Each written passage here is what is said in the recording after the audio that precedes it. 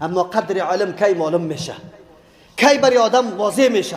زمانی که از این دنیا بروه. الى جنت الله زوف الشهید وحي الشهید بأحلى نشید. تا وقتی که موجود است آدم قدرش نمیفهمه. علما یادتان باشه روح جامعه است، حیات جامعه وابستگی به علما داره. تا وقتی که علمای ربانی، علمایی که از دو مصدر وحی بری تو فتوا میده، بیان و تقریرش از دو مصدر وحی است، کتاب الله و سنت رسول الله، اینطور علما موجود باشه امت گمراه نمیشه، امت فریب دشمن نمیخوره، امت گاهی هم دوستی را با کفار قطعا نمیکنه، تاویلات نمیکنه، آن چیزی که حق است بیان میکنه. اینطور علما خیلی کم پیدا میشه در طول تاریخ. كمثل العبيد أخي صانع المجدها قد ربحت. الله فرموده انما یخشى الله من عباده العلماء. عالمی که یقینا خشیت قلبی از او را فرا گرفته باشه، او مال و متاع و زیبایی دنیا را، او جاه و جلال و منصب دنیا را قطعا در نظر نگرفته، هیبت و عظمت بزرگی الله در قلبش نشسته باشه، غم و پروایی مال و منال و جاه و جلال دنیا را نداره. فقط این فکر میکنه که در روز قیامت به پیش الله متعال در مقابل این علمی که برای من نصیب شده و این علم کتاب الله برای من نصیب شده چی جواب داشته باشم؟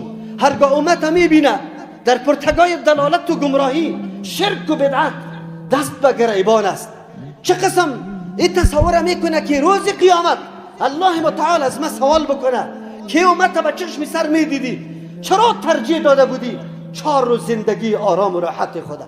و از او عالم گپ میزنم که او در اول مرحله و میدان نفس خدا در پیش مردمای مشرک و مبتدی نعوذ بالله در پیش او مردم پیش میکنه که تا سینهش مرمیدوز شود، تا که او کشته شود، تهدیدها را متحمل میشه، شکنجه ها را متحمل میشه، لیکن مبارزه خدا او طرف نمیکنه. اما الله متعال در طول تاریخ مبارزینه، مردمایی که یقینا حق پرست است، مردمایی که از جان خود تیر میشه، مردمایی که دین از همه چیز کده مقدم میشماره، رضای الله را مقدم میشماره، همونطور مردم الله پیدا میکنه. در طول تاریخی تو نگوی که یک نفر وفات میکنه شاید کسی دیگری پیدا نشود. الله اینطور شاگردایش پیدا بکنه از همون علمای سابقه که از واقع یک قدم پیشتر خدمت کنه، یک قدم پیشتر قربانی بده. ای بالکل الله دین خود حفاظت میکنه و همچون علما و مجددین دین حتما پیدا کرده نیست. او جوان تو دنبال علمای حقانی و ربانی برو، کسی که 10 سال 20 سال عمر خدا فقط در مطالعه تفسیر و کتاب الله تیر کرده، تو دنبال از او برو. در 2 روز 2 عبارت یاد کردنت تو مستحق فتوا و تکفیری کسی نیستی. نکو خدا خراب نکو، جامعه را خراب نکو، یک منهج بزرگ لکه‌دار نساز، یک منهج که واقعا از دین نمایندگی میکنه توسط اعمال و توسط گفتارهای زشت و نادرست تو او بدنام میشه. اما قدر علم کی معلوم میشه، کی برای آدم واضح میشه؟ زمانی که از این دنیا بروه. تا وقتی که موجود است آدم قدرش نمیفهمه. علما یادتان باشه روح جامعه است، حیات جامعه وابستگی به علما داره. تا وقتی که علمای ربانی، علمایی که از دو مصدر وحی بری تو فتوا میده، بیان و تقریرش از دو مصدر وحی است، کتاب الله و سنت رسول الله، اینطور علما موجود باشه امت گمراه نمیشه، امت فریب دشمن نمیخوره، امت گاهی هم دوستی را با کفار قطعا نمیکنه، تاویلات نمیکنه، آن چیزی که حق است بیان میکنه. اینطور علما خیلی کم پیدا میشه در طول تاریخ و یا یک طایفه کوچک می باشه. خب الحمدلله که زمانه و تاریخ از پیشش خالی نیست. الله متعال حتما کسی را پیدا میکنه که همین قسم خدمت دین بکنه. از همون خاطر است که رسول الله صلی الله علیه و سلم میفرما ان العالم لا يستغفر له من في السماوات و من في الارض. الله اکبر. عالم حقانی که وظیفه و رسالت خود ادا کرده مسئولیت خود در سر رسانیده. پیغمبر علیه السلام میگه برش بخشش طلب میکنه برای این عالم، آن چیزی که در آسمان است و آن چیزی که در زمین است. الله اکبر. رسول الله برای تعمیم حکم که شامل شود کل چیزا را میگه حتی الحیتان فی الماء، تا ای که ماهی ها در آب بری عالم استغفار طلب میکنه.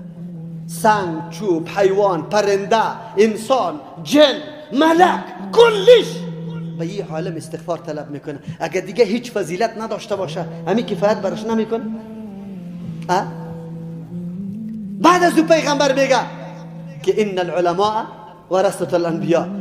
در دیگه روایت میفرمه که فضل العالم على العابد كفضل القمر على سائر الكواكب. عالم فضیلتش به مثل فضیلت محتاب است، مثل که سری باقی ستاره ها فضیلت داره. بعد از پیغمبر میفرمه که ان العلماء ورثة الانبیاء، علما وارثه پیغمبران است. دین حفاظتش توسط علما میشه. مجتمع اسلامی نیاز و ضرورت به امچو علما داره که عقیده حق به مردم واضح کنه، نشر کنه، شبهات ملحدین، شبهات دشمنای دین جواب بگوید. یقینا اینطور علما خیلی کم می باشه. ما چه مسئولیت داریم در مقابل علما؟ ما مسئولیت داریم علما را توهین نکنیم، خصوصا علمای سلفه، علمایی که پیش تیر شده، تصنیفات کرده، فقه را جور کرده، کتابای فقه را جور کرده و قابل توهین و تحقیر نیست، نعوذ بالله. ولو که خطا شده باشه، بسیار خطا شده باشه، خطای از او قصدی نیست، خطای از او اجتهادی است، الله برش اجر میده. پروردگار ما و شما را توفیق نصیب بکنه که در مقابل علما بی ادب، نعوذ بالله، بد اخلاق نشویم. احترام و تکریم علمای ربانی و حقانی را داشته باشیم و در حقش دعا بکنیم. شده میتونه، علما معصوم نیست، خطاها داره، اما میشه به بسیار خفیه، تنهایی قطش موضوع را شریک کو که اینجا از تو اینی کار دیده شده، این خلاف شرع است یا نیست، تا که او خود جور کنه. کسی خوی طور نیست که نه فقط بگوید که گپ ما است، ما قبول نداریم. ما به حق تسلیم هستیم و نه ادعای معصومیت کردیم که ما معصوم هستیم. ما بسیار خطا میشیم. الله متعال او را رحم بکنه که خطاهای ما را چی میکنه؟ تسدید میکنه، درست و برابر میکنه. بارك الله لنا ولكم في القرآن العظيم ونفعنا وإياكم بالآيات والذكر الحكيم.